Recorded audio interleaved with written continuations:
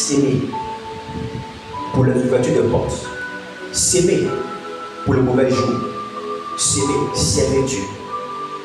Alléluia. Vous savez, j'ai prêché et veillé ce vendredi. Et je vous assure, la vie de l'homme, la vie a plus de valeur que toute chose. Tant que tu es en vie, fais en sorte de réussir ta vie avec Dieu. Fais en sorte d'améliorer la qualité de ta vie. Ça ne sert à rien de garder la rancœur contre les gens. Ça ne sert à rien d'être orgueilleux dans la vie. Ça ne sert à rien de vous attacher à vos finances, à vos biens. La vie n'est rien. Et je suis allé hier pour, excusez-moi, mais je suis à l'église, je suis à l'hôtel, mais je suis allé hier pour, j'ai vu des gens, j'ai vu les tombes des gens. J'ai vu une femme et son bébé. Et j'ai vu sa photo et son bébé. J'ai vu une tombe qu'ils ont mis âgé d'un jour. Âgé d'un jour. J'ai dit, c'est quoi? C'est que ça veut dire quoi? Ça veut dire que l'enfant est né. L'enfant n'a respiré seulement que, et puis l'enfant est mort. Donc on fait sa tombe. Mais ce qui m'a fait mal, c'est cette femme et son bébé. Pratiquement un enfant de 2-3 ans. Je ne sais pas dans quelles conditions ils sont partis. Peut-être un accident ou les deux ensemble, je ne sais pas. Mais ils ont mis les deux ensemble. La vie a trop de valeur, a trop d'importance. C'est pourquoi il faut que vous puissiez prendre soin de la vie que Dieu vous donne. Mais la meilleure manière de prendre soin de sa vie avec Dieu, prendre soin de sa vie, c'est de l'amener avec Dieu. Alléluia. C'est de mener votre vie avec vous, Seigneur. Aimez les personnes autour de vous. Appréciez, passez du temps avec les personnes que vous aimez. Faites en sorte d'être la meilleure version de vous-même. Améliorez-vous chaque jour. Et aimez Dieu. Servez Dieu. Que votre temps, que votre argent, que vos ressources, que vos connaissances, vos capacités, mettez-les au service de Dieu. Servez Jésus. Alléluia. La mort peut venir quand on est jeune ou quand on est vieux. La mort peut venir pendant que d'autres personnes dorment. Il y a des gens qui dorment et qui font un arrêt cardiaque et puis ils restent. Personnes qui piquent des crises et puis tombent. Il y a des gens qui sont en train de manger. J'ai vu une dame qui était en train de faire une réunion. Et pendant qu'on fait la réunion, elle est tombée. Gardez à l'idée que Jésus est le meilleur. Amen. Et servez-le de tout votre cœur. Servez-le de tout votre cœur. Et soyez humbles dans la vie. Soyez humbles. Soyons humbles. Que Dieu te bénisse abondamment. Amen. Il fallait que je te dise ces choses pour que je puisse prendre bonne conscience de ça. Alléluia.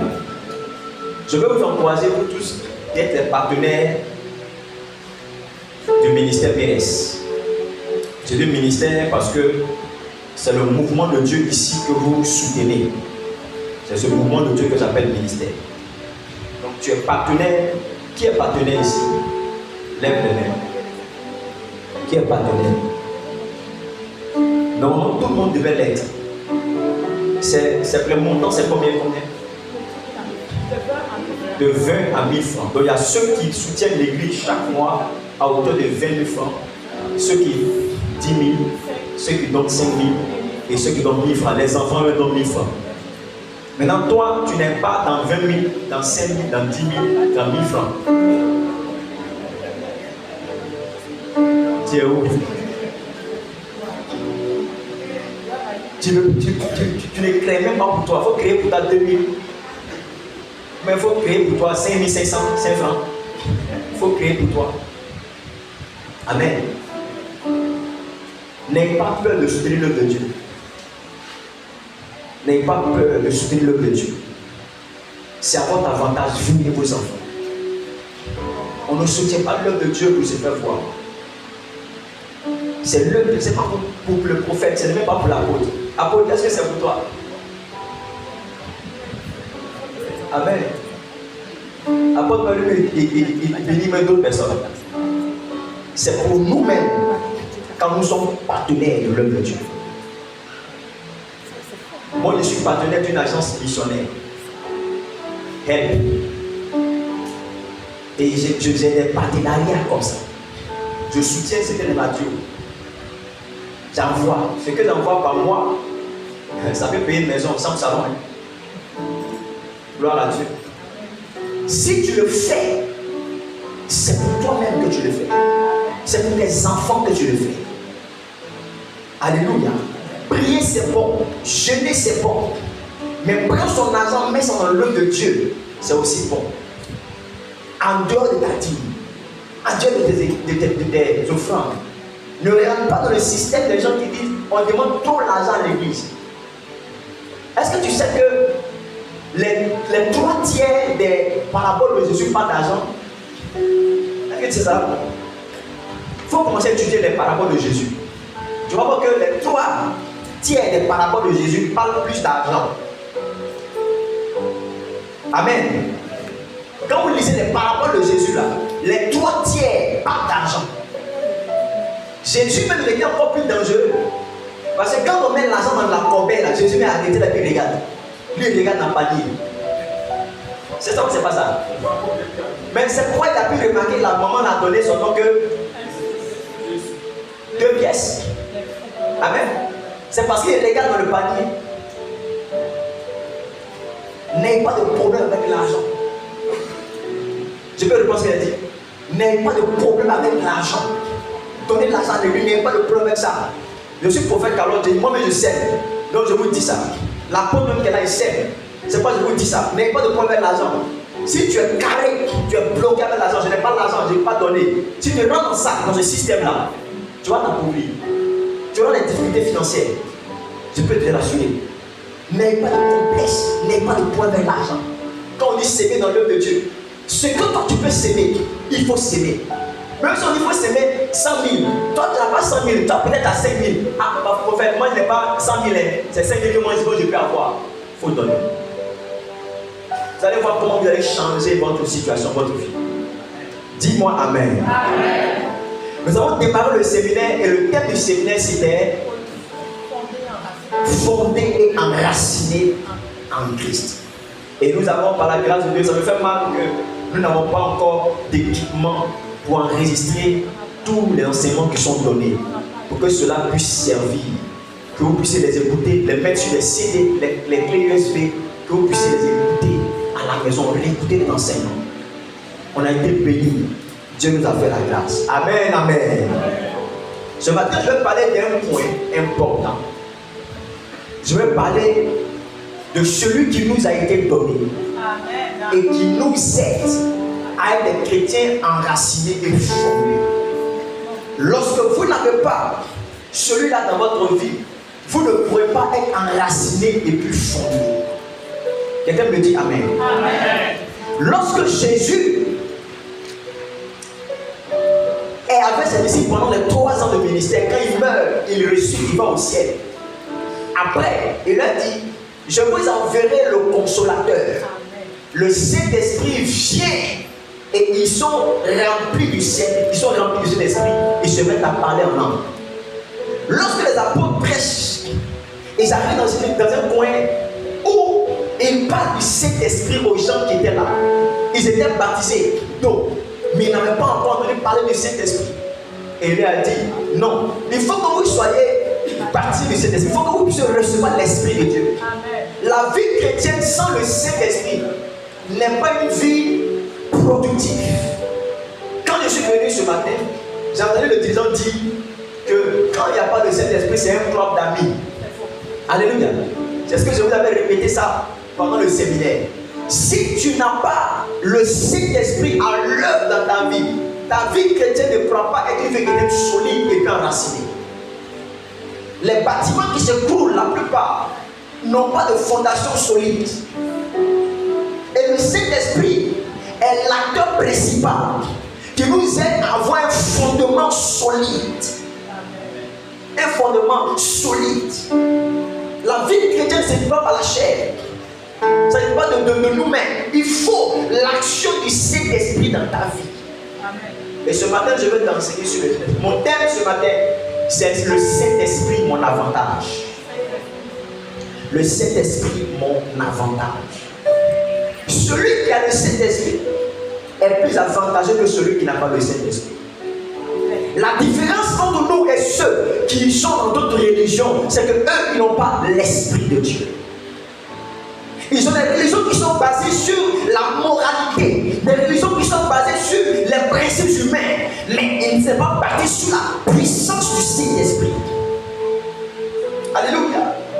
Il a dit, attendez que vous receviez le Saint-Esprit et que vous soyez mes témoins. Parce que si tu n'as pas reçu, tu ne peux pas témoigner de lui.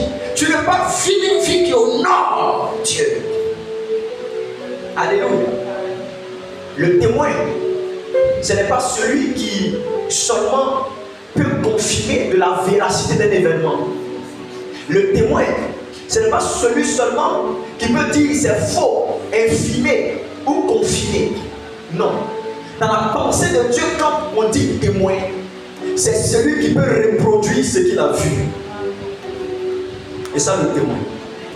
Alléluia. Dans la pensée de Jésus, quand il dit témoin, c'est celui qui peut reproduire ce qu'il a vu ou ce qu'il a entendu de Dieu. C'est ça le témoin. Sinon, pendant 3 ans et demi, ils sont avec toi, ils te suivent. Et après, tu dis qu'il faut qu'ils attendent à Jérusalem pour qu'ils reçoivent l'Esprit et qu'ils soient des témoins. Alors qu'on sait qu'un témoin, c'est celui qui t'a assisté. Et ils ont été avec toi pendant les 3 ans. Maintenant, tu dis qu'il faut que vous receviez le Saint-Esprit afin que vous puissiez être mes témoins. C'est de quel témoin encore il est en train de parler? Puisqu'ils sont déjà ces témoins, ils ont vu ces miracles, ils ont entendu ces enseignements. Mais de quel témoin encore il est en train de parler? Parce que dans la pensée de Jésus, le témoin, ce n'est pas celui qui a vu les faits, mais c'est celui qui peut reproduire les faits.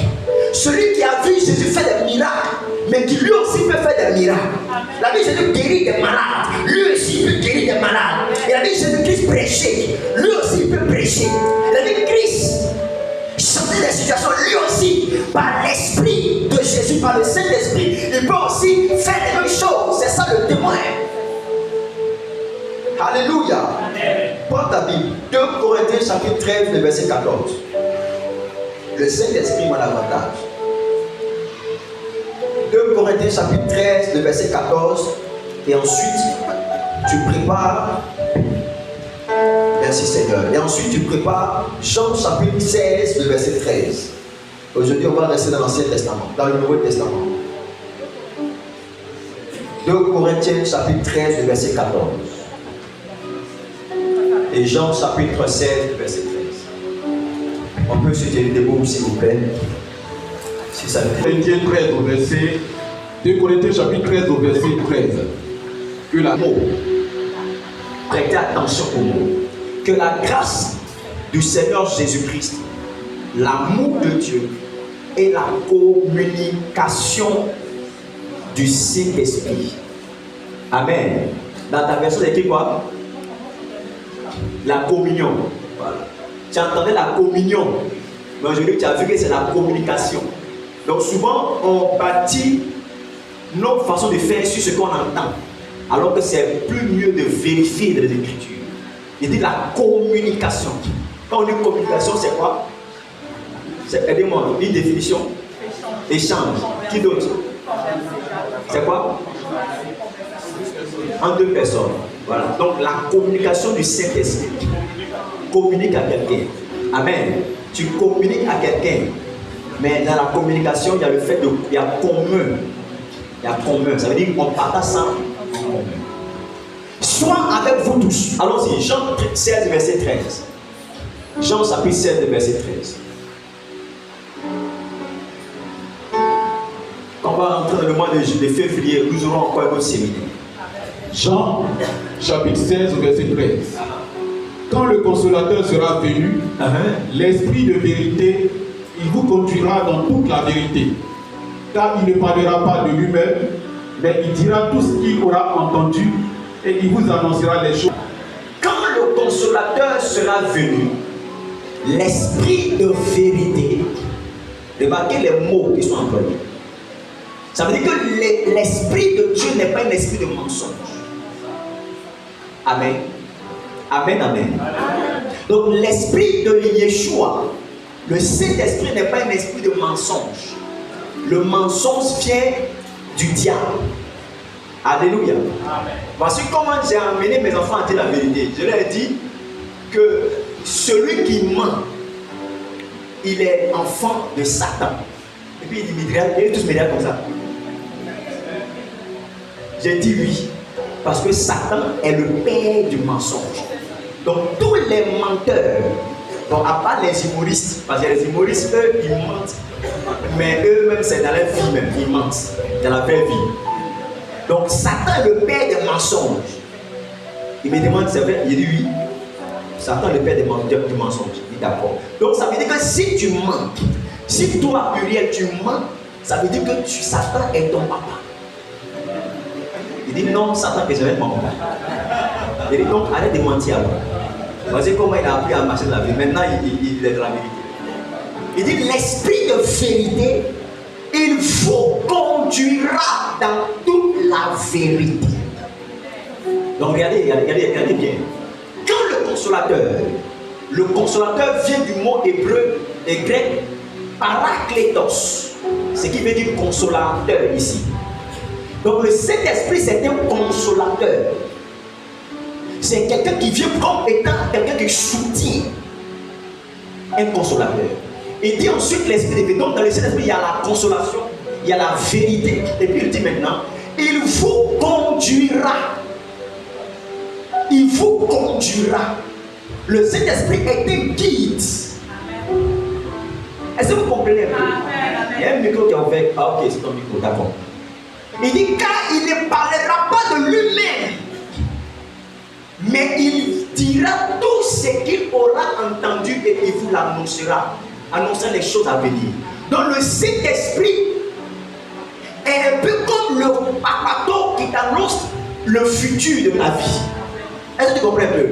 Il est comme il est comme un peu l'espion qui prend l'information sur ta destinée, l'information sur les pièges des ennemis. Il les prend en avance et puis il te les annonce. Tu n'as pas compris? Amen. Donc il vous annoncera, il vous enseignera. Donc il est un guide, il est un enseignant, il est un consolateur. Alléluia. Et il est un annonciateur des choses à venir. Amen. Ce matin tu seras béni au nom de Jésus. Amen. Seigneur, merci de ce que ce matin tu nous parles. Parle à nos cœurs, tu nous donnes la passion et le désir de ton esprit. Change radicalement cette église. Qu'elle soit une église dans laquelle le Saint-Esprit se manifeste et agit au nom de Jésus-Christ. Amen. Assois dans la présence de Dieu. Le Saint-Esprit, mon avantage.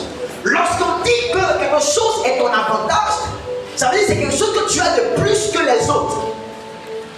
Tu as de plus que les autres. Souvent, lorsque vous allez postuler dans des entreprises, la plupart d'entre vous avez le même diplôme. Mais souvent, on préfère ceux dont le diplôme vient de telle école. Quand toi tu es formé et que tu as ton diplôme de telle école, automatiquement c'est un avantage que tu as. Parce que l'école est une référence. Où on laisse cet aspect. Il y a d'autres personnes qui ils ont le même diplôme, les mêmes compétences, mais ils sont bilingues. On préfère prendre celui qui parle anglais que celui qui passe tout le temps à parler bawling. Alléluia. On préfère prendre celui-là. Parce que c'est le plus avantageux qu'on ait avec nous. Le Saint-Esprit, mon avantage. Parce que c'est celui que tu as en plus. Quand tu l'as avec toi, ça sera beaucoup plus aisé, plus facile pour toi. Tu pourras beaucoup plus supplanter les autres. Eux, ils feront beaucoup d'efforts. Mais toi, l'avantage, la grâce que tu as, c'est que tu as le Saint-Esprit avec toi.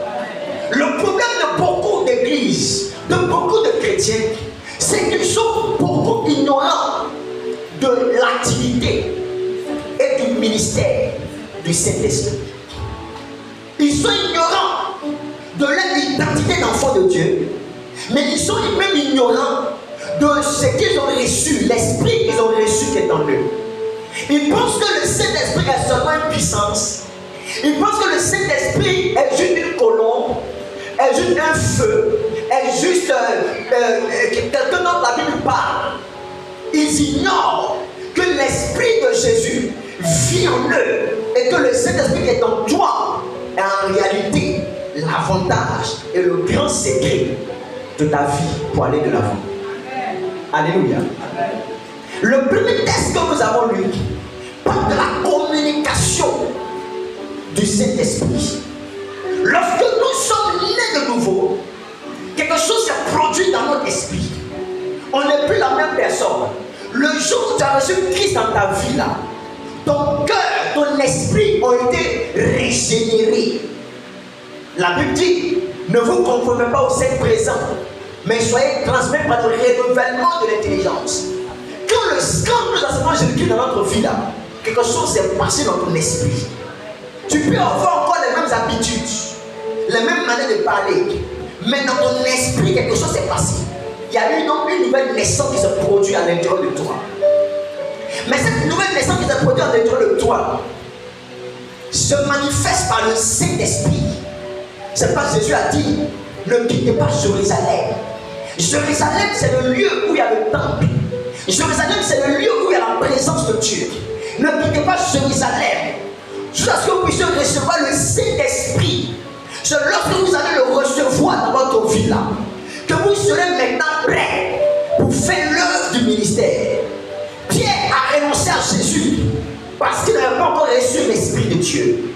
Pierre n'a pas été ténace, il n'a pas été perspicace dans sa foi parce qu'il manquait le Saint-Esprit. Mais quand il a reçu l'Esprit, lui qui était téméraire, lui qui était timide, lui qui était réfractaire, le jour où il a reçu l'Esprit de Dieu, Pierre s'est mis à prêcher. Pierre s'est mis à annoncer la parole de Dieu parce qu'il a reçu le Saint-Esprit. Qu'est-ce qui peut faire qu'une personne, on lui met un couteau au cou, on lui met une arme sur la tente, on lui dit renonce à Jésus-Christ. Il dit non, je vais le suivre. C'est le Saint-Esprit qui est en lui qui lui donne la conviction que même s'il meurt maintenant, il est sauvé. Quand le Saint-Esprit est dans ta vie, tu deviens plus efficace dans ta foi chrétienne. Nous sommes faibles dans la vie. Nous sommes limités dans notre vie. Parce que nous ne mettons pas en évidence et nous ne laissons pas toute la place au Saint-Esprit d'œuvrer et de travailler dans notre vie. Alléluia. Le Saint-Esprit m'a l'avantage pour réussir mon foyer. Le Saint-Esprit m'a l'avantage pour réussir mes études. Alléluia.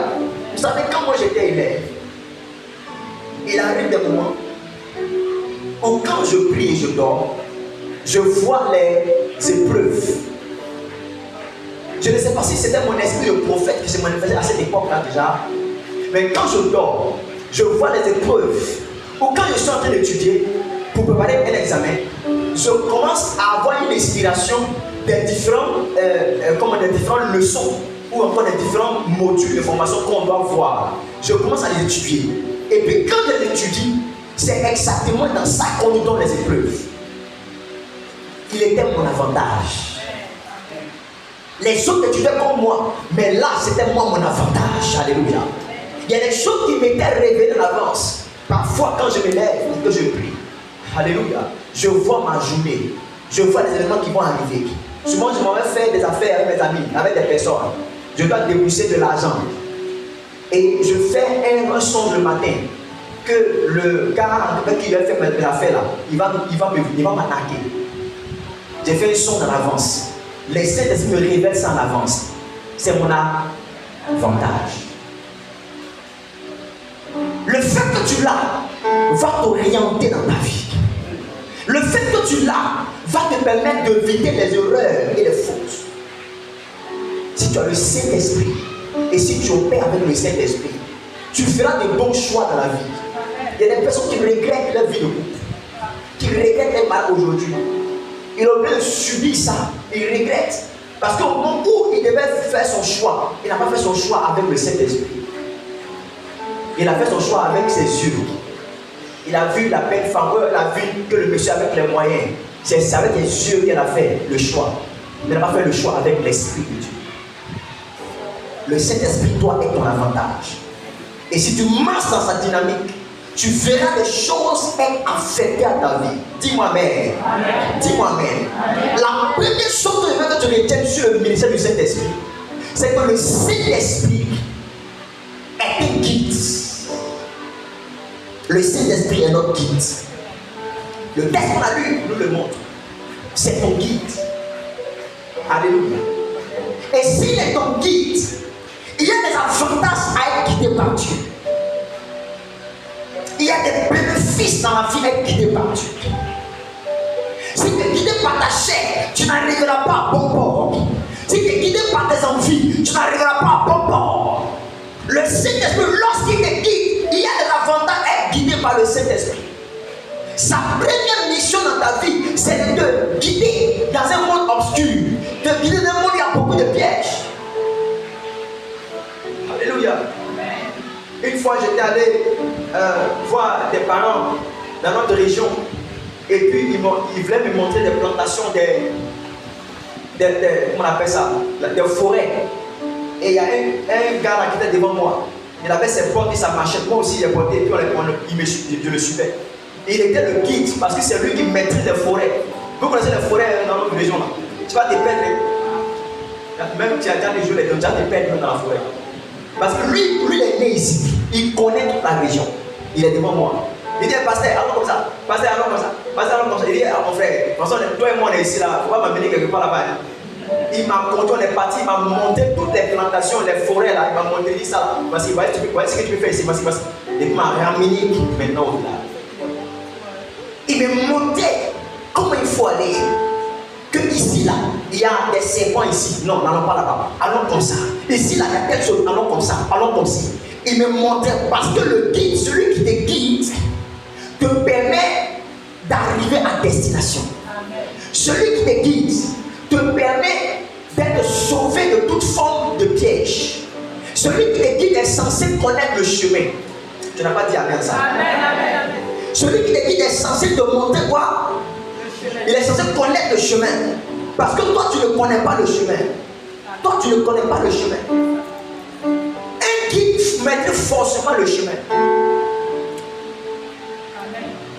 Alléluia. Amen. Quels sont les avantages d'être conduit par le Saint-Esprit? Premier avantage, celui qui est conduit par le Saint-Esprit peut accomplir la volonté de Dieu. Vous ne pourrez pas accomplir la volonté de Dieu si vous n'êtes pas conduit par le Saint-Esprit.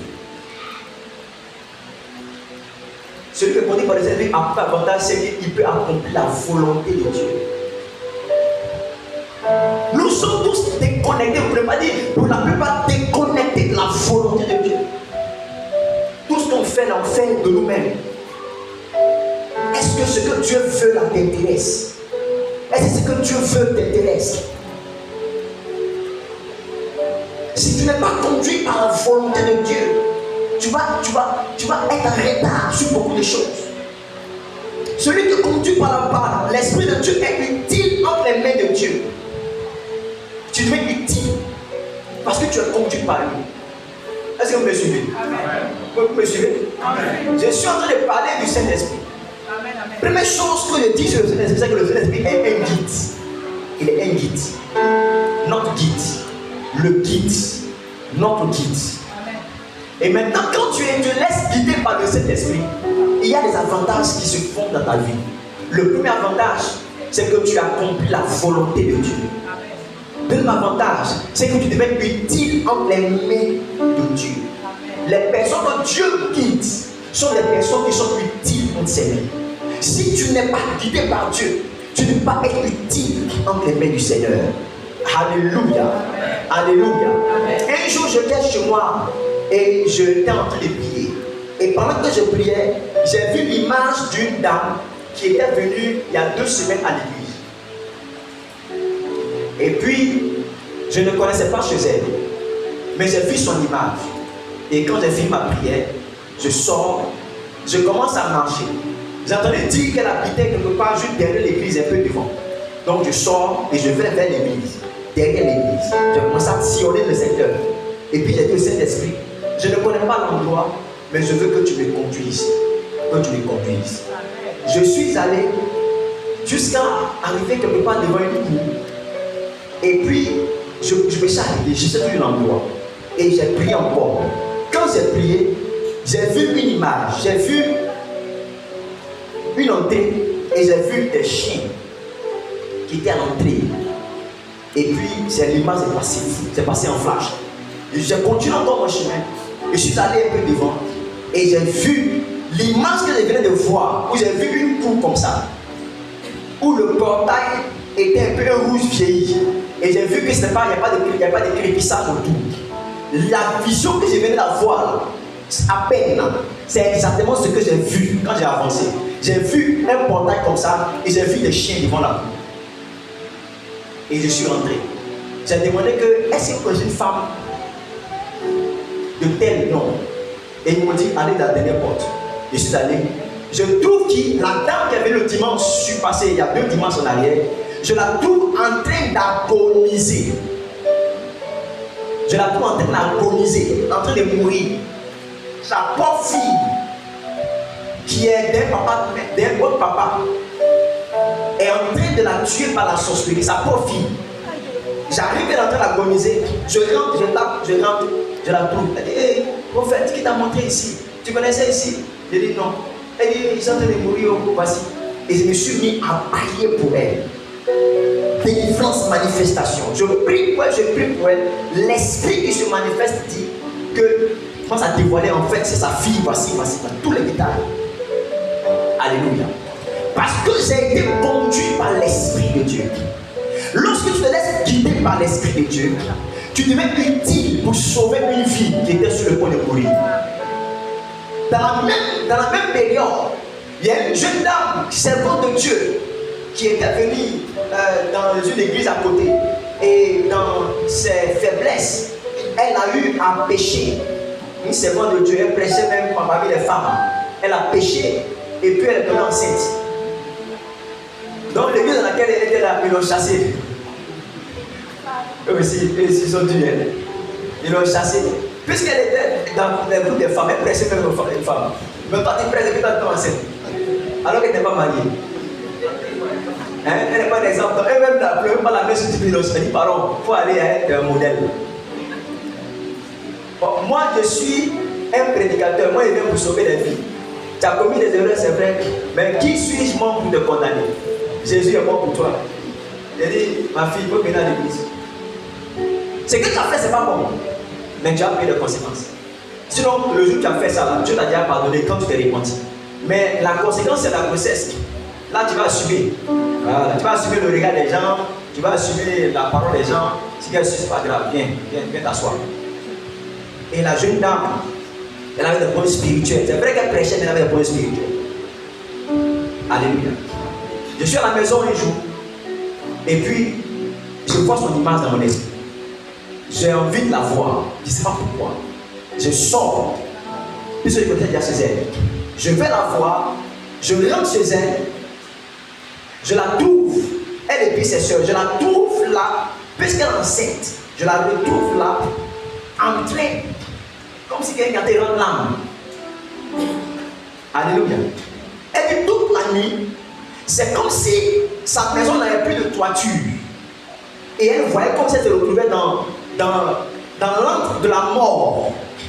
Elle voyait les cercles autour d'elle. Quelqu'un qui venait l'étouffer. Comme si quelqu'un qui lui mettait quelque chose dans son ventre alors qu'elle est enceinte. Elle a lutté toute la nuit. Et quand je suis arrivé, elle est grande de taille. Et puis elle-même elle est costaud comme ça. Grande, en forme, puis ventre encore dessus. J'arrive là, tout sur un matelas sur sa terrasse. Je dis, ma fille, qu'est-ce qu'il y a, papa? Je suis en train de mourir en fait. Je dis, qu'est-ce qui se passe? Elle m'explique. Je dis, non. Je m'arrête là. Je dis à sa soeur, viens, on va l'attraper. Et je commence à prier. L'esprit commence à se manifester avec son ventre. Comme ça. On l'attrape, je prie et fais la délivrance. Elle vomit avec sa grossesse. Quand je finis de prier pour elle, on la nettoie l'endroit. En même temps, son ventre a commencé à... Parce qu'elle a fait 10 mois de grossesse. Est-ce qu'elle a péché? Les gens ont parlé sur elle, les gens ont dit toutes sortes de choses sur elle. 10 mois de grossesse. La dame, son ventre commence à tourner en même temps. Et il y a l'un de mes papas qui était vécu. Il a dit, s'il te plaît, est-ce que tu peux venir l'acheter? Il dit, la fille qui a péché là, quand elle l'a acheté dans sa voiture, il dit, pardon, s'il te plaît. Les gens sont aussi durs quand même. Hein. Alléluia. Elle est venue, on a pris la femme, on a envoyé à l'hôpital de Waf, à Port-Boué. Et elle a accouché par la grâce de Dieu. Une fille a été sauvée. Je me suis rendu utile entre les mains de Dieu. Pourquoi? Parce que j'ai été conduit par le Saint-Esprit. Quand tu te laisses conduire par le Saint-Esprit, tu deviens utile entre ses mains. Tu veux sauver un jeune, tu veux sauver une jeune femme. Si tu te laisses conduire par lui, tu vas voir, tu seras utile entre ses mains. Troisième avantage, quand on est conduit par le Saint-Esprit, c'est qu'on est conduit vers de verts pâturages. Alléluia. Vers de verts pâturages. Psaume 23. Il dit, il conduit mon âme. C'est ça, non? Il faut mettre Psaume 23. Vers de verts pâturages.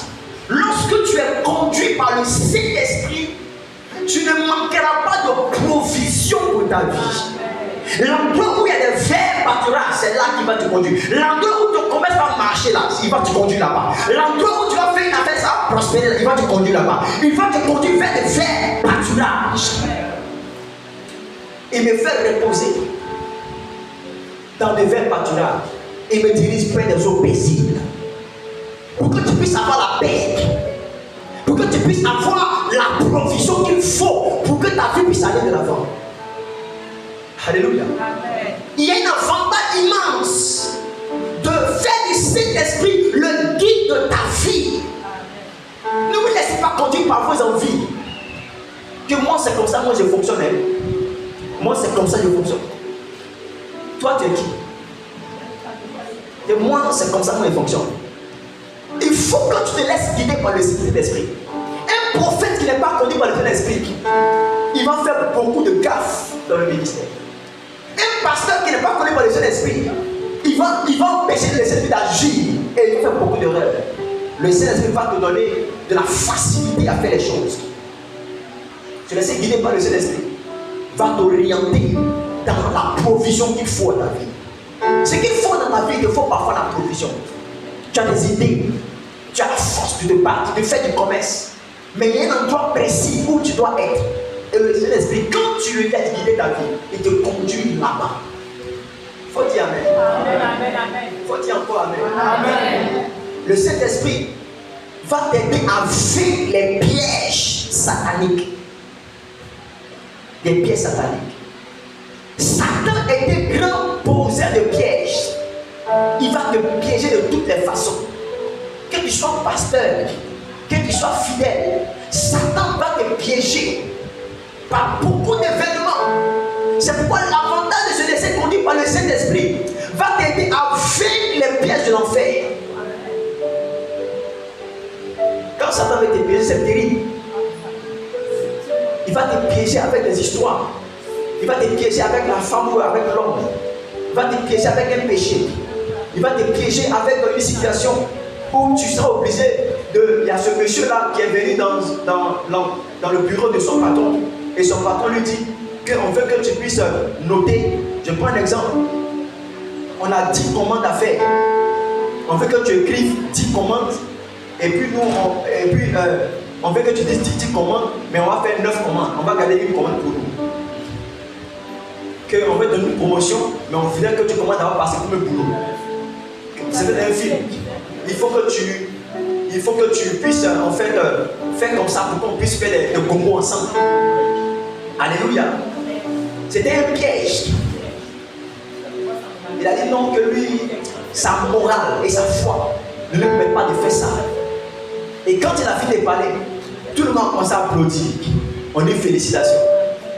Félicitations. Alléluia. Gloire à Dieu.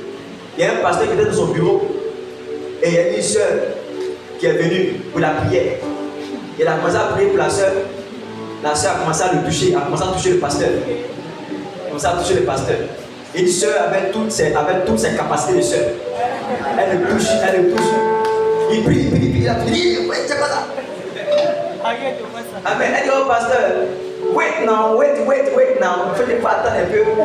Il prie, elle le touche. Il dit non, il ne veut pas. Et puis, subitement, on ouvre la porte, on commence à applaudir. On dit, pasteur, félicitations, tu viens de réussir les preuves. Il dit quoi? Donc, c'est un piège. Alléluia. Ça, c'est les films nigérians. Alléluia. Parce que dans votre vie, si vous n'êtes pas conduit par le Saint-Esprit, le diable vous présentera beaucoup de pièges et vous tomberez. Tu diras qu'il n'y a pas de caméra qui me filme. Tu diras qu'il n'y a personne qui me voit. Si je fais, qui va écrire quelque part? Alors que Satan est en train de te piéger. Quand le Saint-Esprit te conduit, il te donne la force de résister, la force de ne pas tomber dans la tentation ou encore dans les bêtes de l'enfer. Alléluia.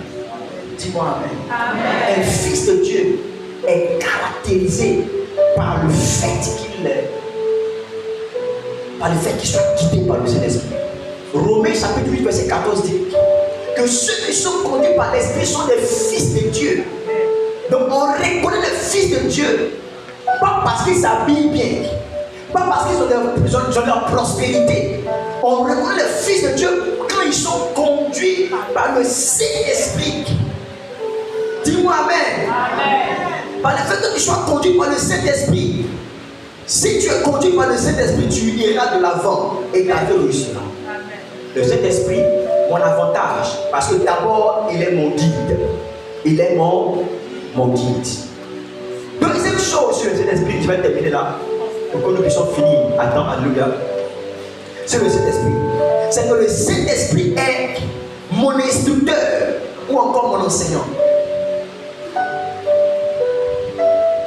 Dans le même texte de base, Jean 7, verset 13, il est mon instructeur. C'est l'esprit mon guide, c'est l'esprit mon instructeur ou encore mon enseignant. Il vous enseignera chaque chose. Il vous enseigne. Il y a des choses que le prophète, que l'apôtre, Papa Charles ne t'enseignera pas, mais que le Saint-Esprit va lui-même t'enseigner. Amen. Je vous ai dit que moi, quand j'étais encore jeune dans la foi, dans les années 2002, j'ai beaucoup de versets bibliques que je lisais et que je ne comprenais pas. Même quand j'ai commencé à prêcher en 2004, 2005, quand j'ai commencé à prêcher, déjà, il y a des versets que je ne comprenais pas. Quand j'allais voir mes aînés, je suis déjà dans le ministère, je dis explique-moi ça. Ils disent non, ça c'est rien, ça après. Il y a des versets qui me disaient après parce qu'eux-mêmes ils ne connaissaient pas les versets. Maintenant, au lieu d'être honnête, ils me disent pas. Amen. Quand je lis des textes, je sens qu'il y a une révélation dans les textes. Et quand je dis mon Dieu, il sentait une révélation dedans. Il dit quelle révélation? Quand tu cherches, tu ne sais pas, tu cherches. Il me demande que toi, tu as fait la philosophie à l'université, non? Ça se voit. Tu aimes chercher des choses. Je dis non. Quand je lis ces textes-là, je sens qu'au-delà des Écritures, il y a une signification spirituelle. Et voici comment mes aînés m'ont rejeté de fermer des portes. Et c'est là que j'ai commencé à me concentrer sur le Saint-Esprit. Et le Saint-Esprit, il faut m'enseigner, il faut m'instruire. Et c'est là que le Saint-Esprit a commencé à m'instruire. Il a commencé à m'enseigner des choses que maintenant, quand je prêche à leur conférence, quand je prêche à leur séminaire, ils sont assis. Et ils se rendent compte que ce n'est pas eux qui m'ont appris ça, mais c'est le Saint-Esprit qui m'a enseigné. J'ai été l'un des jeunes de l'église qui a été orateur à la convention nationale de nos églises. L'un des jeunes. Tous mes aînés pasteurs l'ont même prêché à la convention. Quand la convention, c'est le père qui prêche, il invite ses amis prêcher. Donc on me met, lui le père, il est sur la fiche, il invite ses orateurs, ses amis, et moi, le tout petit, on me met juste à côté sur la fiche aussi. Et je prêche. Pourquoi? Parce que le père s'est rendu compte qu'il y a des choses que j'ai commencé à enseigner, que lui-même n'a pas enseigné, mais que le Saint-Esprit a réussi à m'enseigner dans le secret. Il t'enseignera sur l'amour de Dieu. Il t'enseignera sur des choses profondes que même tu n'as pas appris avec un pasteur. Lui, il va t'enseigner ça. Alléluia. Je ne suis pas en train de te dire de ne pas écouter ce que tes pasteurs t'enseignent, non. Mais je suis en train de te dire que l'avantage que tu as d'avoir le Saint-Esprit, c'est qu'il va t'enseigner les Écritures. Il va nourrir ton esprit. Il va te donner un amour pour l'adoration, pour la prière. Qu'est-ce qui fait que quelqu'un se lève à 1h du matin et se met à prier? Qu'est-ce qui fait que tu es là et puis tu as envie d'adorer le Seigneur? Je ne sais pas si ces choses-là, si ça arrive encore aux chrétiens. Mais quand moi j'avais mes 17 ans, mes 18 ans, dans mes choses de Dieu là, j'avais cette force d'envie de jeûner, de prier. Bon, il n'y avait pas Facebook ni tout à l'époque là-bas. Mais écoutez, j'étais concentré sur les choses de Dieu. Je recherchais. C'est pas quand je vois des jeunes dans une église qui n'ont aucun intérêt, qui n'ont aucune motivation pour les choses de Dieu, qui à peine même se mettent ensemble pour prier. J'ai en fait mal. Alléluia. Parce que les jeunes de l'église doivent se mettre ensemble pour prier. Des sœurs de l'église doivent se mettre ensemble pour prier. Des femmes de l'église doivent se mettre ensemble pour prier. Ce qui doit vous préoccuper, ce n'est pas les bérets de l'église. Ce n'est pas les bérets sur TikTok. Roselyne Layo avec Colombe ont fait ça. Ce n'est pas ça qui doit t'intéresser. C'est plutôt comment je vais prier avec ma soeur. Moi, je ne dis pas prier seul. Est-ce qu'on peut se... Moi aussi, je suis. Vas-y, quelqu'un. Je suis pour préciser. Est-ce qu'il y a pas besoin de dire? Alléluia. Comment je peux prier? Je suis tellement seul, mais je peux me mettre avec quelqu'un pour prier. Voici comment tu peux développer ta vie de prière. On a fait un séminaire cette semaine. Il y a des gens qui sont restés à la maison pour regarder nos novelas. C'était volontairement. Même si tu fais du travail, quand tu arrives ici à 20h moins 15, au moins les 15 minutes, tu auras pris ta part, puis tu retournes chez toi à la maison. Même 15 minutes, même 10 minutes. Tu restes volontairement. Maman Simone est venue ici, elle a eu un petit bobo. Mais malgré la douleur au pied, je la voyais ici chaque soir. Papa Conan avait souvent les problèmes qu'il a. Mais il fait l'effort de venir au programme. Mais il y a des jeunes ici que je voyais que je n'ai pas vu pendant le séminaire. Comment tu peux grandir dans les choses de Dieu? Comment tu peux atteindre ta destinée? Comment tu peux t'épanouir dans la vie si tu ne te laisses pas enseigner par le Saint-Esprit? Si tu ne laisses pas le Saint-Esprit t'instruire? Tu ne dois pas lire la Bible parce qu'on te demande de lire ta Bible. Mais tu dois te lever la nuit même et puis tu as soif de lire la Bible. Nous faisons des prières matinales sur des plateformes. Je vois des gens qui ne participent à aucune activité dans la maison de Dieu. Comment Dieu peut t'enseigner les choses? Comment tu peux grandir? Écoutez-moi très bien. Le but d'un enseignement est de nous communiquer la connaissance. Donc quand le Saint-Esprit est ton instructeur et ton enseignant, il te communique la connaissance. Alléluia. C'est ce que la Bible dit. L'esprit de vérité, il vous conduira dans toute la vérité.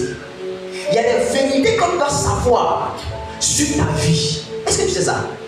Il y a des vérités que tu dois savoir sur ta famille, mais qui te seront révélées. Il y a une dame qui est venue me voir.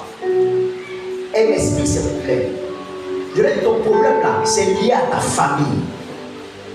Mais on va faire une chose. Je vais prier avec toi. Voici tel verset. Amen. Voici tel verset. Psaume chapitre 13. Le verset 6. Tu vas prier avec ça. Dieu va te montrer les choses dans ta famille. Et tu vas savoir de quoi il s'agit. Quand elle parle, elle prie. Comme je lui donne l'instruction. Et je prie pour elle. Elle va dormir. Dieu prend son esprit. Et Dieu l'envoie en songe. Elle commence à voir des événements dans sa famille. Des choses qui sont passées des années quand sa maman était encore jeune fille. Et quand elle sort de son songe, elle va voir sa maman. Elle dit, maman, est-ce que dans notre famille là, il y a eu telle chose qui sont passées? Sa maman elle est comme ça. Mais qui l'a dit ça? Elle dit, non, maman, il faut confirmer son nom. Elle dit, oui. C'est que puis sa maman maintenant commence à donner des détails. Qu'est-ce qui s'est passé? C'est que le Saint-Esprit lui a révélé des choses cachées. choses. Parce que c'est un instructeur. C'est quelqu'un qui peut t'instruire sur des choses, de communiquer la connaissance, de faire découvrir des choses qui sont passées il y a 100 ans en arrière concernant ta famille. Pourquoi vous n'arrivez pas à vous marier, vous les femmes? Il va te révéler ça en profondeur. Pourquoi vous n'arrivez pas à aller en Europe? Tout le monde fait son visa, mais personne n'a jamais quitté Abidjan pour aller à Korogo. Que vous êtes toujours en même place. Parce que tout simplement, il y a des événements qui sont passés, mais que le Saint-Esprit, lui, peut te révéler ça. Et vous annoncerez les choses à venir. Parce que lui, il connaît déjà l'avenir. Il est déjà quitté là-bas. Il va entrer dans l'avenir, prendre des informations sur l'avenir et venir te dire. Les deux partenaires d'affaires que tu veux faire avec eux là, dans l'avenir, ils vont te rouler. Dans l'avenir, ils vont t'arnaquer. Ne fais pas affaire avec eux. Il va prendre des informations dans le futur. Il va venir te l'annoncer dans le présent. Il va prendre des informations dans le passé. Il va venir te l'annoncer dans ton présent. C'est pourquoi tu dois rechercher à te laisser guider par le Saint-Esprit. Maintenant, chercher à te laisser enseigner par le Saint-Esprit. J'enseigne à l'école des ministères sur les dons spirituels. En ce moment, c'est ce qu'on est en train de faire. Mais écoutez, ces choses dont je lui enseigne là, la plupart d'entre elles ne m'ont pas été enseignées quelque part dans une école de théologie. Alléluia. Parce qu'avant ICM, j'ai fait aussi une école de théologie. Ces choses que j'enseigne parfois ne viennent pas d'une antenne d'enseignement quelque part, d'un séminaire. Mais c'est le Saint-Esprit qui m'a enseigné ces choses. Il m'a dit, tu vas ça là, non? Voici. Moi aussi, je lui pose des questions. Comment ça là, c'est comme ça? Et puis, il t'enseigne. Le Saint-Esprit n'est pas une force, n'est pas une puissance. C'est une personne. Elle vit en toi. Si tu te laisses guider par lui, il va t'enseigner. Les chrétiens deviennent de plus en plus charnels. De plus en plus charnels. Ils ont tous des plaintes. Je disais cette semaine ici qu'il y a des gens qui ne viennent pas à l'église parce qu'on les a pas rendus visite. Les gens qui ne viennent pas à l'église parce qu'ils trouvent que le culte dure un peu trop. Écoutez-moi bien. Pour être honnête et pour être franc, est-ce que ça c'est vraiment une raison pour laquelle tu décides de ne plus venir à l'église? Non, soyez vous parlez avec moi. C'est une raison vraiment. Parce que quand tu viens dimanche à l'église, tu viens pour adorer Jésus. Tu viens pour lui faire des louanges. Tu viens pour le servir. C'est pas pour un nom. Si ça fait que le pasteur a été occupé et qu'il ne t'a pas appelé, parce que le pasteur lui aussi peut avoir des défis, il peut ne pas t'appeler. Il peut oublier, il peut être malade.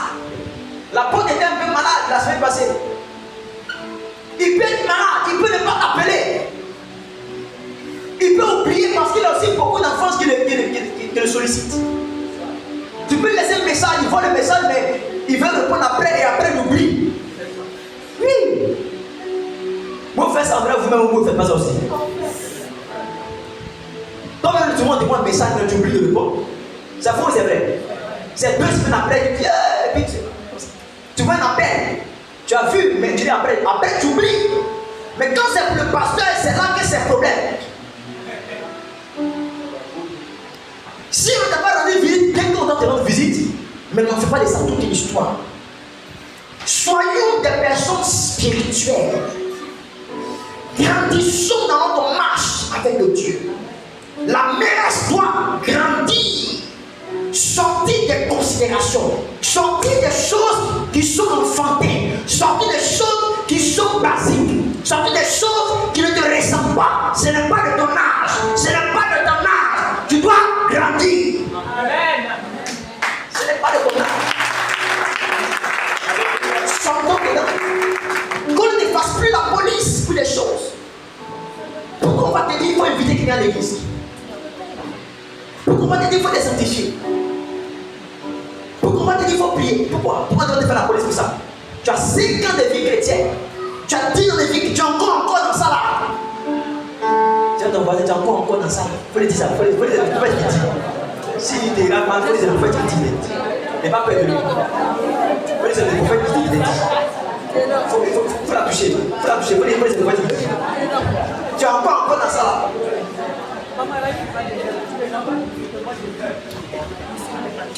Alléluia. Maintenant, les nouveaux qui viennent à l'église qui nous trouvent là, c'est sur nous qui les regardent. Il y en a ici qui ont 2 mois avec nous, 2 mois de chrétienté avec nous ici. Maintenant, quand ils regardent, quand ils vous regardent là, ils disent, mais donc c'est ce qu'on fait dans l'église là, et puis ils nous suivent. Normalement, tu dois être à l'église à l'heure. Je suis venu tôt, malheureusement, je voulais venir plus tôt, mais. Amen. Mais pendant le séminaire, après, je venais ici premier. Je venais ici premier. C'est moi qui ouvrais le temps. Pour voir comment les gens de la ville sont. Ceux qui se plaignent qu'on finit à l'heure là, c'est ceux qui sont sur vous aujourd'hui. Ceux qui se plaignent, je vais voir si tu viens à 8h pour prendre le culte à 8h. Si tu fais le culte, tu suis vraiment les étapes. Soyons des chrétiens spirituels. Aimons Dieu pour aimer Dieu. Pas pour quoi que ce soit. S'il s'avère que les femmes de l'Église ne doivent pas visiter, tu peux te plaindre. Mais j'ai été malade, personne ne m'a visité. Mais tu te plains encore là quand tu as visé les gens. Quand au moins tu as informé les gens. Mais tu es malade, tu n'as informé personne. Comment on peut savoir que tu as été malade? Supposons que tout le monde ici, a commencé par mon fils Alfred. Alfred, Grâce, il est tous ceux-là. Vous tous, nous tous ici, imaginons que nous tous ici travaillons. Et que le dimanche matin, là, tout le monde, que les pasteurs me travaillent. Que moi je viens, je garde ma Lance Cruiser là-bas. Que le pasteur garde sa Mercedes. Que pas qu'on garde sa Mercedes. On remplit tout ici, chacun nos voitures. Et puis on rentre à l'église, on fait le culte. Et puis on finit. Le matin, chacun va au travail. Le soir, on rentre à la maison. Du lundi, c'était mon samedi. On a vu des gens qui va rendre visite à qui? Donc parfois c'est un débat qui n'a pas son sens. Oui, si c'est dur, excuse-moi. Et c'est dur, excuse-moi. En 15 ans de vie chrétienne dans une église, en 15 ans de visite chrétienne dans une église, mon pasteur ne m'a jamais rendu visite. En 15 ans de vie chrétienne dans son église, il ne m'a jamais rendu visite. Il ne connaît pas sur moi. Il ne connaît pas mon père biologique. Il ne connaît pas ma mère biologique. C'est seulement dimanche matin à 7h, je suis à l'église. Je prends les gens, je prie avec eux de 7h à 8h. Et puis on commence maintenant l'église. Je quitte l'église à 17h. On va rentrer chez nous à la maison. Il m'a jamais vu mon père et ma mère. Il m'a jamais visité. C'est moi en tant que pasteur de la jeunesse, c'est moi qui maintenant visitais les autres. Mais personne ne m'a visité. Ça ne peut pas t'empêcher de venir à l'église. Ça ne peut pas t'empêcher de servir Dieu. Non, non, non. Non. Tu ne peux pas être un membre d'église passif qui est là, qui est comme ça à l'église. Non. Tu dois être actif dans l'église. Tu dois servir Dieu. Mais pourquoi tu es passif? Pourquoi parfois tu es sûr des choses de ce genre, des genres de conversations? C'est parce que justement, tu ne te laisses pas instruire, enseigner par le Saint-Esprit. Ça veut dire que les choses qui te préoccupent ne sont pas des choses spirituelles. Tu n'es pas attaché à ça. Tu es attaché à d'autres choses.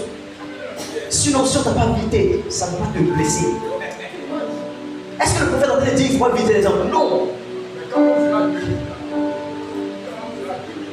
Quand on sera 2000 membres, comment on va faire? Alléluia. Gloire à Dieu. C'est important que je prenne tes nouvelles. Que je t'appelle. Tu n'as pas été au culte. Qu'est-ce qu'il y a? Tu es malade, ça ne va pas. C'est important que je prenne tes nouvelles. C'est important que je ne pas te voir. Mais si ça n'a pas été, c'est que le pasteur était occupé. C'est que le frère était peut-être occupé. Mais au moins, il t'a appelé. Il t'a appelé au moins. Il a pris des nouvelles au moins. Gloire à Dieu. Maintenant, quand toi, tu te plains là, quand parfois d'autres sont malades, est-ce que toi, tu les rends visite? Est-ce que toi, parfois, tu les rends visite? Est-ce que toi, tu rends visite aux gens? Stéphane, est-ce que toi, tu rends visite aux gens? Tu rends visite aux gens?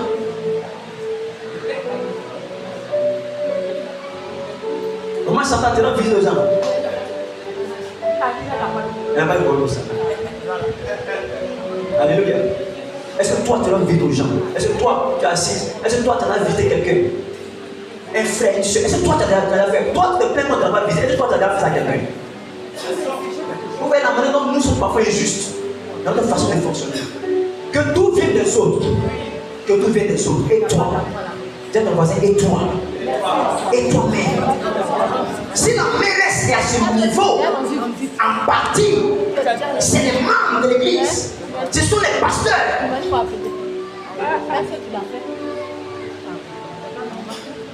Il faut se mettre en cause pour pouvoir améliorer les choses.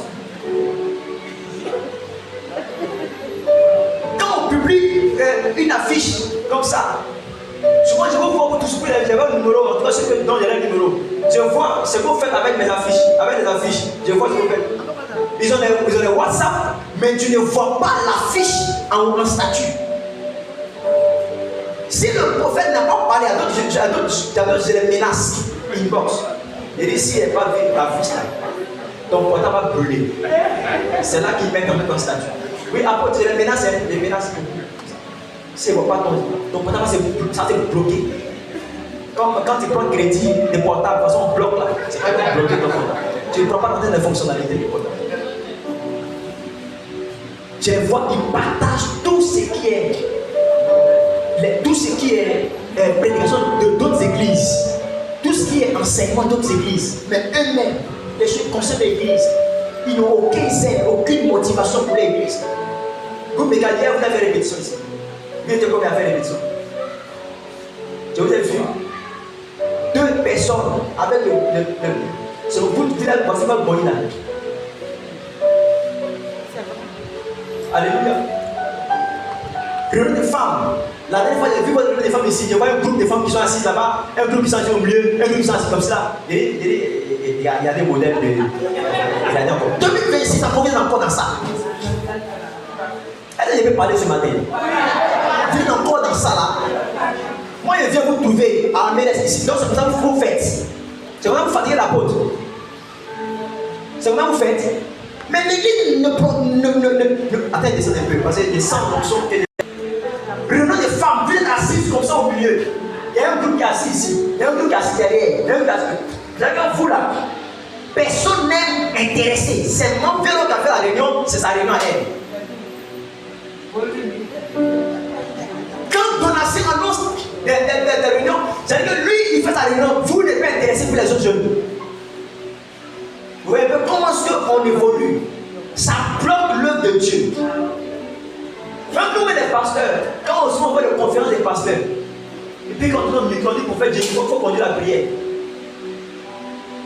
Moi, il n'y a pas peur des néons. Donc, si même tu as écrit, si même tu es plus grand que moi, je te respecte, mais s'il y a un micro, je vais t'allumer. Donc, quand il prend le micro et puis il fait les prières, souvent il conduit les prières. On est pasteur, on est plus de 100 pasteurs, hein. C'est pas forme de pasteur. On prie. Et puis souvent, quand on conduit les prières, comme le jeune il les met comme ça, d'autres ne prient pas, ils ont les portables en main. Donc j'arrête tout. Je dis, bon, vous qui avez les portables en main là, vous les grands archevêques là, hein, vous les grands pasteurs là, pardonnez, parce que nous, on est des enfants de Dieu, on veut prier. Donc si vous pensez que vous êtes trop agréés, pardon, de libérer l'église, on va prier. Sortez s'il vous plaît. Je dis ça ouvertement dans le micro, puis je parle bien. Je dis sortez. Je dis que si tu es pasteur, tu es ici, et qu'à notre réunion de pasteur, tu ne peux pas prier, ce n'est pas la peine de t'asseoir, il faut sortir. Quand les filles parlent, tu se lèves maintenant. Maintenant, il conduit les prières, et puis maintenant on prie, et puis les gens qui ne prient pas. Je dis que si tu ne peux pas aussi prier encore, il faut sortir. J'arrête la prière, et puis je dis si tu ne peux pas, il faut sortir. Respectons notre Dieu. Respectons notre travail. Aimons l'église de Jésus. Faisons bien les choses. Alléluia. Alléluia. À partir d'aujourd'hui, mouvement des hommes, Papa Konam, je ne sais pas, ton groupe, il reste des hommes. Combien d'hommes? Amen. Tu cherches, tu veux recruter les hommes. 3 hommes. Mais il y a grâce à Dieu qui est là. Grâce à Dieu, il est dans ton groupe. Il y a un opéra. Papa Rodrigue. Il y a qui? Cliff. Où est Cliff? Hein? Qui est Cliff? Papa est chaud de Wapo. Que les gens se mettent ensemble. Amen. Papa, qu'on a après, il faut faire réunion en même temps. Moi, je ne dis pas dans les hommes, là, qui est le nouveau nom. Il y a c'est Jonas, non? Hein? Frère Jonas, tu es dans les hommes, non? Il faut que vous mettez 2026 là, faisons l'œuvre de différent. Il faut dire Amen. Voilà, le frère Richard, en bleu. Alléluia. Il y a des familles à l'église, il y a des tribus à l'église ici, non? Des tribus à l'église. Apôtre, avec ta permission. Après, on va dire Amen final là. Quand j'ai fini de prêcher, tout à l'heure, on va faire ça. Les tribus là, on va reconstituer les tribus. Alléluia. Est-ce que vous comprenez ce que le poète dit? Amen. Amen, amen. Je ne peux faire de programme ici et puis on finit et puis c'est les mêmes réalités encore. Non, non. Tout le monde comme une armée sera au travail. Amen. Si dans le groupe des Judas, il y a un frère qui n'est pas venu dans l'église, il avait la responsabilité de l'emmener. Amen. Est-ce que je comprends? L'œuvre de Dieu doit avancer avec des hommes. Si Dieu n'avait pas besoin de nous, là, il a envoyé des anges sur la terre, il a fait l'église des anges. Mais c'est nous les hommes que Dieu utilise pour faire son œuvre. Si nous le faisons, nous serons bénis. Dieu va nous faire du bien. Pas seulement nous, mais aussi nos enfants. Vous me dites Amen. Dis-moi encore Amen. Donc aujourd'hui, je vais communiquer deux choses. Le Saint-Esprit est notre guide. Le Saint-Esprit est notre instructeur, notre enseignant. Le mardi, je vais continuer. Si le mardi, tu n'es pas venu au culte, tu me verras moi et puis la porte dans mon songe. Je vais dire la vérité. C'est le mardi, moi et l'apôtre aura matrax. Moi,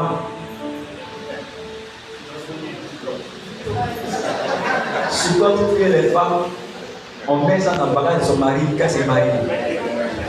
C'est ça que moi, pour moi là, c'est long. Et puis c'est gros, ça fait mal. Amen. C'est qu'ils ont emballé ça comme ça. C'est ça que j'aime. Alléluia. Parce que l'œuvre de Dieu doit faire quoi? Doit aller de l'avant. On doit gagner. Ça fait combien d'années il est ici dans ce bâtiment? On doit être en train de faire deux cultes. Tu ne donnes pas ton argent pour l'œuvre de Dieu. Tu n'es pas présent dans l'œuvre de Dieu. Toi, tu es où? Tu es dans quel camp? Tu es où? Tu es où?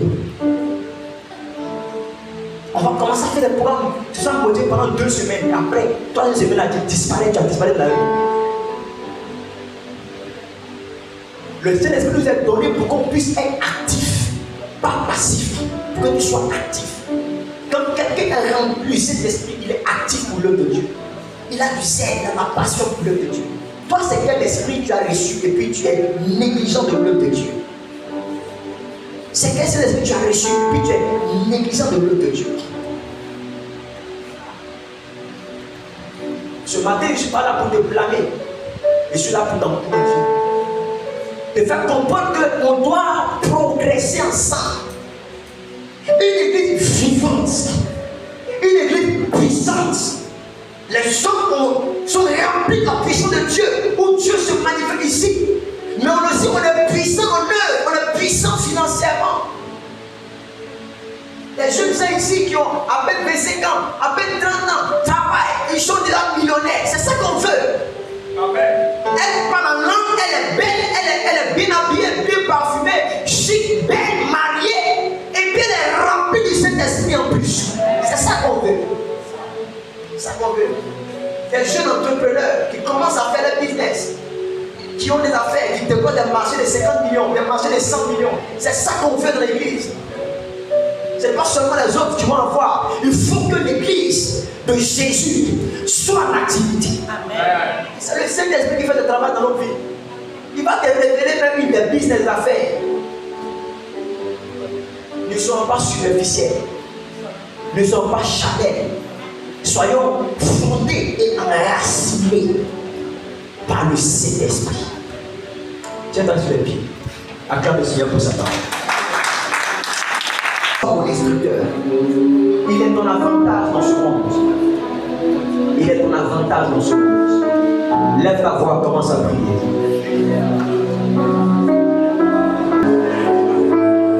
Lorsque tu te laisses conduire par lui, il te protège. Quand tu te laisses conduire par lui, il te conduit vers les verts pâturages. Prie le Saint-Esprit. Il dit, j'ai besoin de toi. J'ai besoin de toi. Toi, Nianti. Prie au nom de Jésus. Prie au nom de Jésus.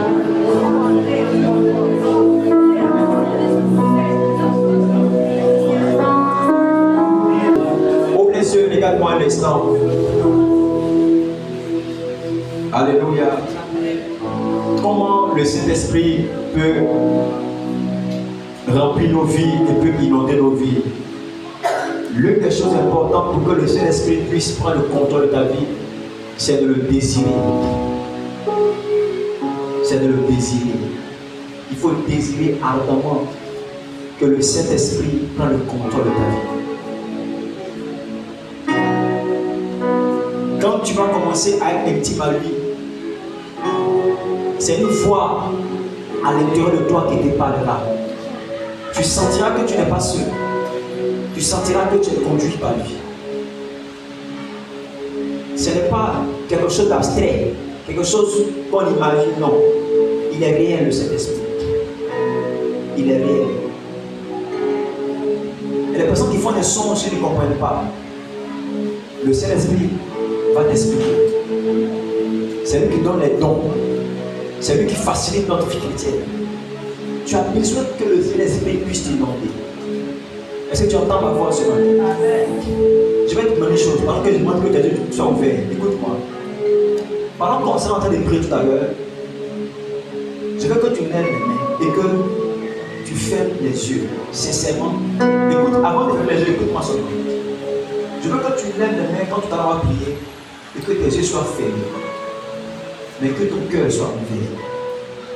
Saint-Esprit, je veux que tu me renouvelles, que tu me restaures. Je veux que tu viennes et que tu prennes le contrôle de ma vie. Je ne veux plus moi-même me conduire. Mais si tu es réel, Saint-Esprit, je veux qu'à partir d'aujourd'hui, ma vie chrétienne soit une vie chrétienne extraordinaire. 2026 ne doit pas être comme les années passées. Où tu dors sans prier, 2 jours sans prier, tu pries 5 minutes, 1 minute, où tu lis ta Bible un peu, où tu fais dimanche à l'église un peu, le dimanche tu ne lis pas, tu es comme ça. Non, ça va être différent. Ça va être différent. Alléluia. Est-ce que tu es prêt à lui parler? Si tu pries de manière sincère, tu verras son esprit venir prendre ta vie. Lève tes mains, ferme les yeux. Ouvre ton cœur. Avant que nous le prions, tu vas ouvre ton cœur seulement. Ouvre ton cœur. Ferme les yeux pendant que tes mains sont levées. Fermez les yeux de permettre de ne pas être distrait. De ne pas être distrait. Fermez les yeux. Le cœur a soifé de toi. Est-ce qu'on peut chanter? Je m'attends à toi. Chante. Oui, je m'attends à toi. Je m'attends à toi. Le cœur a soifé de toi. Je m'attends à toi. Je m'attends à toi. C'est ton besoin de toi.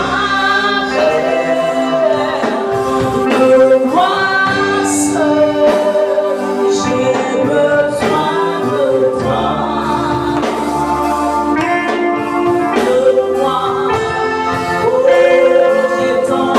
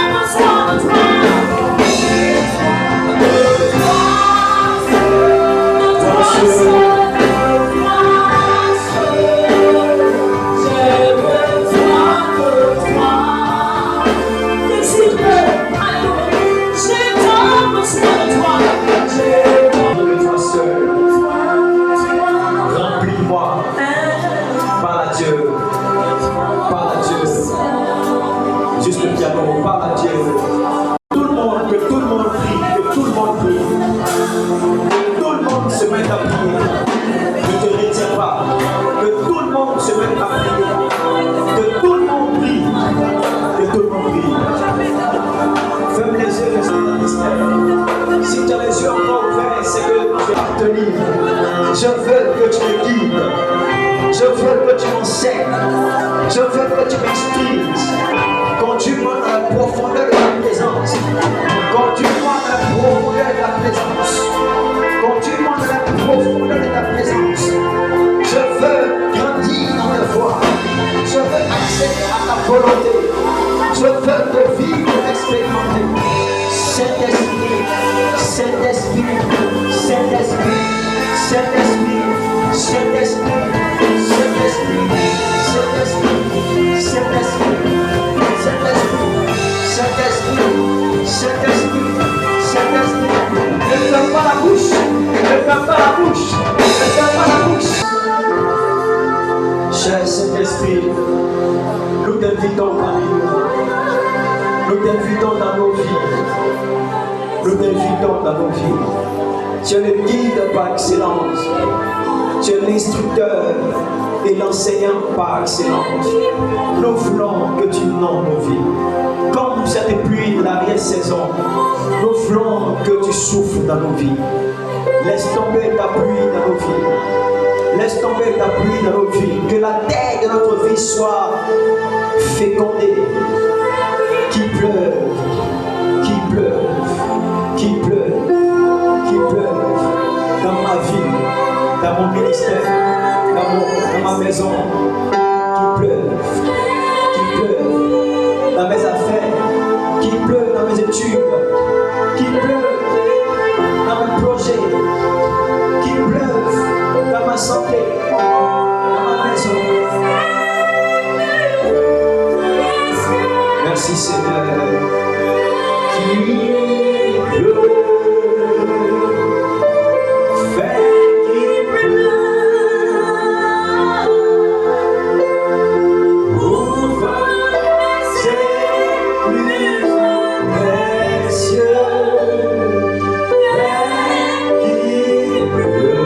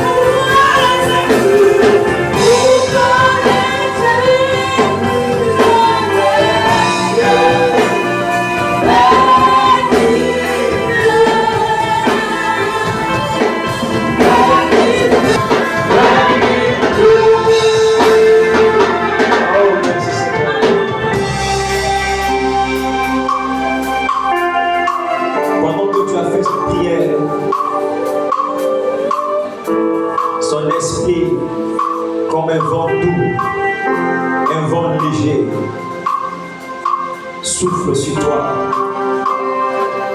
L'air que tu inspires est saturé de sa présence.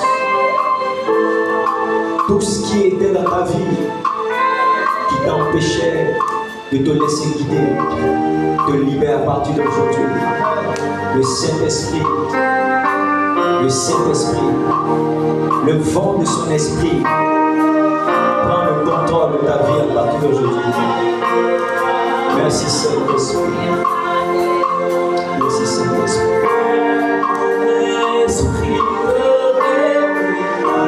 Oh, merci Saint-Esprit.